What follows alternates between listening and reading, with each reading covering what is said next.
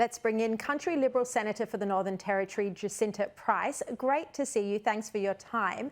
Look, Albanese says the Voice will have a say on matters that only directly affect Indigenous Australians, but this seems to be a question that might be difficult to determine, because we've seen the Greens come out and say that it should have a voice and a say, be able to provide advice on things like climate policy.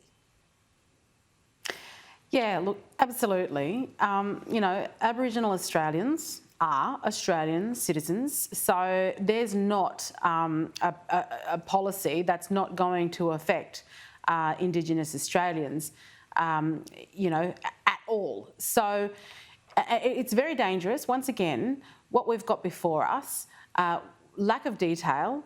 The only detail we're provided with is this idea that once it is passed, that it'll be the Parliament that determines the operations of this voice. So it could be anything. It could be absolutely anything. And there could be a government which is under the influence of the Greens that decide to, put forward their recommendations and their demands to the government of the day. And we're seeing that now with this current Albanese government, who are in bed with the Greens.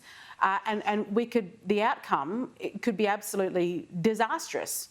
With reference to the executive. Yeah. Sorry. So on that, Senator, this does seem to be becoming more political, direct contest between Labor and the coalition, although the coalition hasn't formally outlined its end position.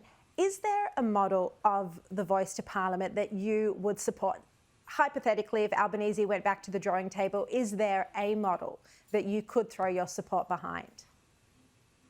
Not a constitutionally enshrined model. There's no way I will support the very principle of dividing us along the lines of race within our constitution to begin with. So if there was a proposed legislated model, that's something I might actually consider. But otherwise, constitutionally enshrining racial division. So a legislative model of a body that advises Parliament or advises ministers?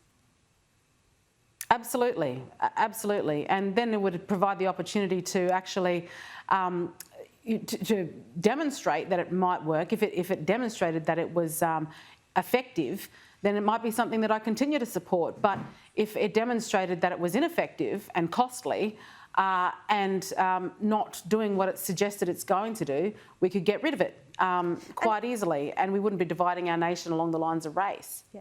Supposing this, did win at a referendum, and I have been saying this hour that I think that does look unlikely, but hypothetically, supposing it was successful at a referendum and you were asked to sit on the Voice body, would you agree to that, so that there was a diversity of views and opinions, so it wasn't just, a body in the image of its maker?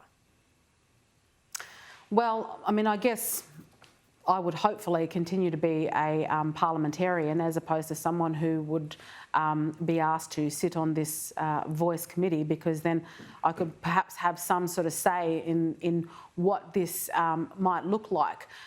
If I've got anything to do with this referendum, I will be ensuring that it's not successful. Because I think it is absolutely disastrous. It's going to undermine democracy as we know it. It's going to upend it, as far as I'm concerned. And I do know that those who support it would be looking to then start treaty negotiations and call for things like a separate 7th Aboriginal state. There's some, as far as I'm concerned, the Voice Working Group are a radical group who have already run roughshod over the Prime Minister, have rejected the advice from the Solicitor General, and this is cause for alarm as far as I'm concerned. So I would be urging Australians. Do you think the Solicitor General's advice should be released so Australians can see, what advice has been given to the working group and to the Prime Minister? Absolutely. I think this is a huge decision. Making amendments to our constitution is not a modest proposal in any way, shape or form, and therefore Australians should be well informed when they go to this referendum to vote. Excuse me. Yes or no. So I absolutely would ask the Prime Minister to release that advice so the Australian people can make an informed decision when going to this referendum. Otherwise, this transparency that this government so spoke of going into the election, that they were going to be transparent, is simply not there. And again, the Australian people are being taken for a ride. All right. Jacinta Price, I really appreciate your time and thoughts from Canberra, so we'll chat to you again. And just to be clear on this show, we're going to bring you all sides of the debate on this because it is important for Australians to make up their mind ahead of the referendum. So I'm going to make sure to have on the show guests and I'll question them so that you can make a proper informed decision come the referendum later this year.